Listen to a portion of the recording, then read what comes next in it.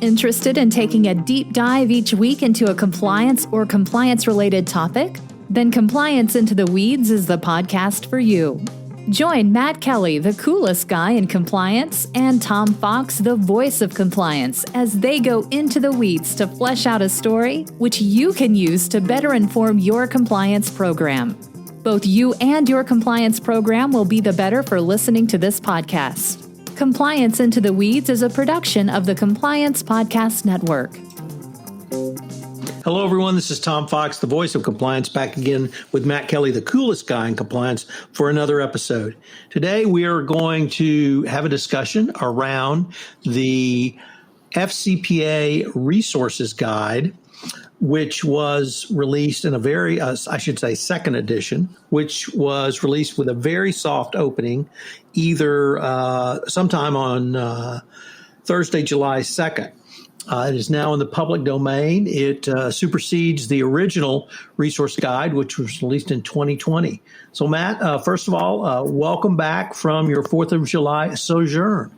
Hello, Tom. It is great to be back here. And as always, I am working from the lovely quad at the Harvard Law School, which they forgot to put away their picnic tables in March when we had our lockdown. So I get to come down here and think about corporate compliance in the quad of the greatest law school in the universe every single day. So, Matt, the Harvard announced that 40% of its student body would be allowed to return to campus, but those who will participate in education at Harvard offline, or I should say online, will have to pay full tuition. Will that apply to radical compliance? I am happy to continue paying what I have always paid here for Harvard. I've been hanging out here for years and paying zero. Just mooching off of their Wi-Fi and occasionally buying something at the building cafeteria, which is now going to be closed, so I won't even be able to pay that. Well, there you go. So we have now almost 8 years later, a second edition of the resource guide. It's not a revolutionary new document, Matt. It updates some case law and some enforcement actions. It adds a new prong to the 10 hallmarks, previously 10 hallmarks of an effective compliance program. It does have some new information. Are there any things that really stand out to you on kind of a first quick pass? Well, a couple of things did stand out to me is, it really is an update to the original guidance rather than a sequel. It's not like a second novel in a series or anything like that. A lot of the basic structure of the first edition still carries through in the second edition. And the big themes and important points that the Justice Department has always been hammering away at, they're still the big themes and still the big points here. Strong tone at the top. That's always been one of the big go-to themes that the Justice Department has hit on. It's still here. Dual avenues of enforcement between the SEC and the Justice Department, and you have to keep both of those balls juggling in the air at the same time. That's still a message here. And the hallmarks of an effective compliance program, it is all of what was there before, still is. And I like the guidance because it provides more detail and more examples. And what I really like, actually, is a couple of places it specifies examples of good compliance programs that resulted in a declination, even if that good compliance program failed to catch some sort of an incident. One thing that stood out to me, I'll even tell readers, it's right on page 68, where there is a case study, anonymized. We don't know exactly who this was, but a financial services firm that had been wanting to do business in China, had a very robust compliance program, and what that was detailed in this example. The robust compliance program still failed to catch that a senior Chinese official had lied about his involvement in one of the investment vehicles that was involved in a joint venture or something like that. But you really get to see this firm put itself through the paces of a good compliance program, still didn't catch everything because no program ever will. And yet the Justice Department and the SEC looked at it and said, that's good enough for us to show that you had a good, sincere intent and you had a robust program. Mistakes still happen, so we're not going to crucify you. That's a nice message to hear. It is a nice message to see. And, now that we've had 8 years between the first and second edition, we have a lot more examples like that you can be peppered into the second edition. And that's probably the best new edition I've seen, is that richness of detail. So, Matt, that really ties into the point that I wanted to start with, which is the new edition on the hallmarks of an effective compliance program. That new edition is entitled Investigation, Analysis, and Remediation of Conduct. And it starts off with the first sentence. The truest measure of an effective compliance program is how it responds to misconduct. Then goes on to state, accordingly, for a compliance program to be truly effective, it should have a well-functioning and appropriately funded mechanism for the timely and thorough investigation of any allegations or suspicion of misconduct. And that, I think, is a very powerful statement that really encapsulates what you found so interesting with the case study, that the Department of Justice really wants to see, how do you respond? Because that's the only time you'll be in front of the Department of Justice or the SEC, is if you have a compliance program failure. So how did you respond? What was the state of your compliance program at the time the incident occurred? Did you investigate? Did you do a root cause analysis? Did you remediate so that you hopefully will not have this issue again? And I think that many compliance practitioners perhaps had not focused on that third part of the 3 parts of any effective compliance program, remediation. But the DOJ certainly has put that front and center as how you need to think through the pressure testing of a compliance program, which might either an FCPA violation or at least a violation of your internal compliance program. Yeah, I was intrigued to see that they added root cause analysis to their hallmarks of an effective compliance program. But when you think about it, you shouldn't be surprised that it's in there, because that comes from the DOJ evaluation guidelines of the effectiveness of a compliance program. And I can't remember if root cause analysis was in the original version of those guidelines from 2017. It was definitely in there by the second version in 2019. It's still in there for the newest evaluation guidelines that came out about 6 weeks ago. But that root cause analysis part, it didn't exist in 2012 with the first edition of this resource guide. So we shouldn't be surprised that we've been talking about root cause analysis in other places for the last couple of years. So, of course, it winds up in version 2.0 of the resource guide. But to your point that, you have to be able to figure out what you did wrong and how you improve. That is a big part of what an effective compliance program does. It catches its mistakes, it understands how it made a mistake, and then it tries not to make them again. So that's all logically consistent with what we would expect to see in Resource Guide 2.0. Original formulation of root cause analysis that was presented to the public came about in the 2017 version of the Evaluation of Corporate Compliance Program document. If I can be so impertinent to suggest that our listeners would check out the Radical Compliance podcast, where Matt interviews Wei Chen on that document, as I think she did a really good job of explaining that going forward. Matt, one of the things that we have touched on this podcast, and I know you and I both write about, is the evolution of thinking of the regulators in this space, and that companies are evolving, products and services are evolving. Certainly the bad guys are evolving, bribery schemes are evolving, but the government's thinking evolves. And this seems to be a culmination of the thinking that led to this document over several years. I saw as far back as a couple of enforcement actions after the original 2012 resource guide. Certainly the FCPA pilot program had components that became part of this second edition, the 2017 evaluation, the 2019 evaluation, the 2020 updates to the evaluation. Some of the language in this document we saw actually in the 2020 update. So there were clearly cross-fertilizing. Is there anything that kind of you see on the development or evolution in DOJ thinking or SEC thinking that might have impacted your thinking? Well, that raises an interesting point about it's worth remembering who wrote this guideline or this resource guide, or who led the decision to have a version 2.0 of it. And that would have been somebody like Brian Benskowski, who is the Assistant Attorney General for the Criminal Division up until, I think, last week. He just left.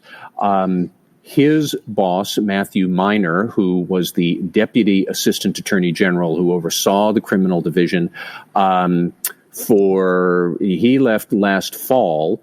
But when you think about it, people like Minor, people like Benskowski, they joined the administration in 2017 or so. So what were they doing before that? Is they were on the receiving end of the original guidance, and they would be working with clients, because they all were at big law firms, and you'd have these corporate clients come in waving around Resource Guide 1.0 or the evaluation guidelines that came out in 2017, and here were people like Matt Minor and Brian Benskowski basically saying, where did this stuff come from? Does this make sense? And they were defending against those things, and then, of course, they wind up in the department. So now basically Benskowski came in, and I had heard that one of the things he wanted to do was modify, modernize, overhaul, clarify, first the evaluation guidelines, and then the resource guide. And so here it now is. So I suppose it is the culmination of thinking both on the enforcement side for the last couple of years, but the people who wrote it also were on the receiving end of the original wave of guidance. So that's where this came from. And I just thought that was worth noting. Does raise an interesting question. What might happen with this resource guide and more evaluation guideline come 2021 if there is a Biden administration? We could talk about that. But that's one of the big questions I had was why this document? Why now? And notice, as soon as this guidance and the evaluation guidelines came out last month, once these two things were done, Minor, he's gone. Benskowski, gone. Many other people in the Justice Department who would oversee these projects, they're all gone. I don't know what we might see if a Trump administration continues, but that's where we are. Where this has been under revision for at least 18 months and perhaps even longer than that internally to the Justice Department and the Securities and Exchange Commission.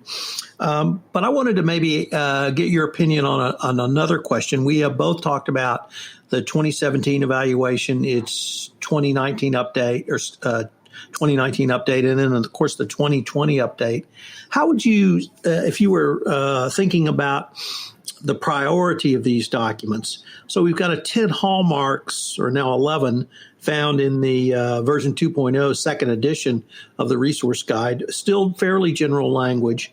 We have more specific language found certainly in the 2020 update to the evaluation of corporate compliance programs. Do you see a way that these can be read in conjunction or in some way along a single line, or do you tend to view them as separate documents to read separately? Closer to the latter. They are definitely complementary, but I would describe both of them in the following ways. The resource guide is really good because it is readable for a sophisticated layman, but it is an excellent primer on anti-corruption law for audit and internal control executives, and it is an excellent primer on internal control challenges for lawyers.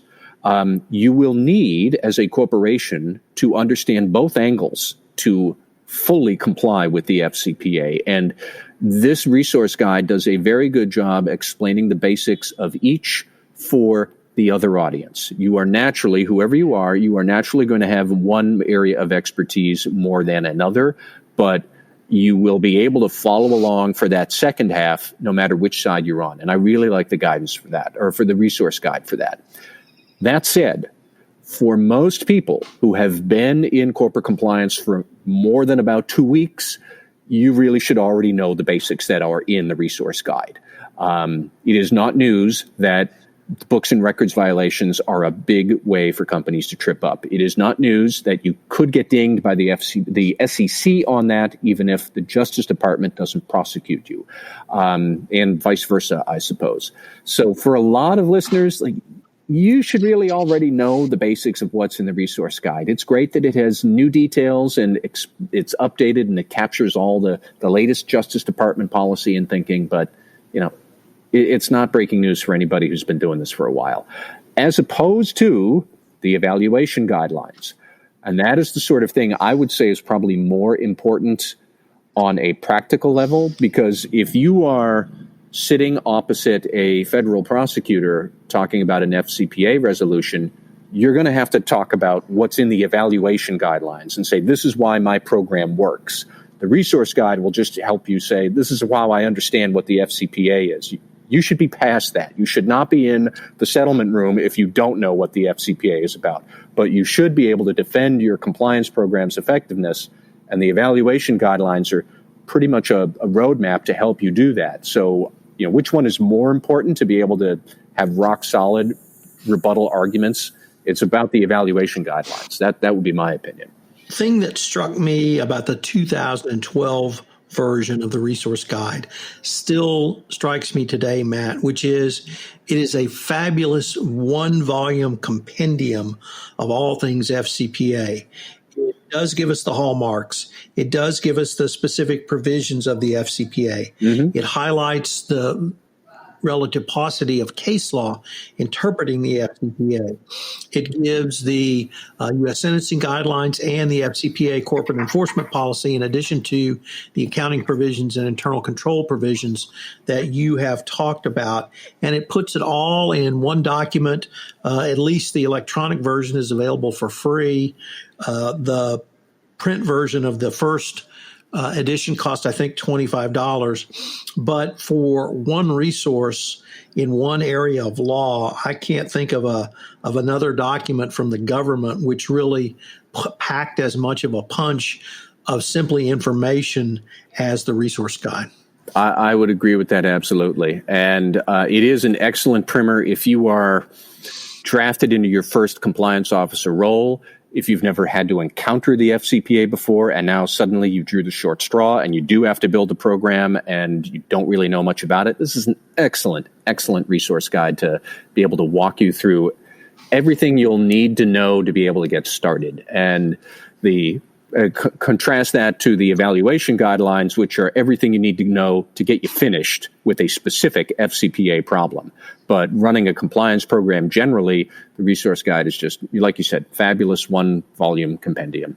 And Matt, I guess I would like to end on maybe this following note, that in spite of the insane actions of the Attorney General and where the Department of Justice, he has taken the Department of Justice at the very top, we see the rank and file, prosecutors and other representatives in the Department of Justice providing solid information. So I just want to thank the men and women of the Department of Justice, because they're obviously continuing to do their job, whether they're impacted directly or indirectly by the Attorney General. They've laid out for us, I think, a fabulous document that we can use for some period of time going forward. And it really, to me, speaks to their professionalism. I absolutely agree with that. It's worth remembering that as much as the feds might drive us crazy sometimes with enforcement actions, they are trying to help compliance officers do your jobs better and more easily, because they're giving you the resource guide. They're giving you the evaluation guidance. It takes a long time to put some of that together. And it is a labor to help you, listeners, do your jobs more effectively. This is somewhat tangential, Tom, but I would also add, I actually do think that even if, regardless of who wins the election in November, I do think that FCPA enforcement is going to continue in roughly the same way that it had before.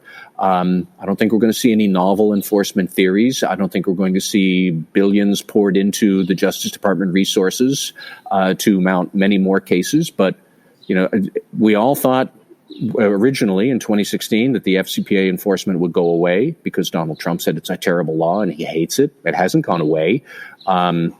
We've all wondered sometimes, would Democrats be more vigorous in enforcement? Maybe they might be more vigorous, but it's still going to be enforced in kind of sort of the same way it's being enforced right now. So the resource guide is going to, I think, stand through the test of time. I don't think we're going to see a version 3.0 coming out next March, for example. I think this is going to be around for a while yet. Matt, I think that's a great note to end on, and let's see what next week brings us. All right, Tom, thank you. This is Tom Fox. Thank you for listening to this episode of Compliance Into the Weeds. If you have any questions, you can email Matt at mkelly@radicalcompliance.com. You can email me, tfox@tfoxlaw.com. I hope you will join Matt and I again next week, where we take up another topic and take a deep dive into the weeds of it. Compliance Into the Weeds is a production of the Compliance Podcast Network and a proud member of C-Suite Radio. Thanks again for listening. Thanks for being a loyal listener, and we look forward to visiting with you again. If you have a topic you'd like us to cover, please leave a message on the speaker app on the Compliance Podcast Network.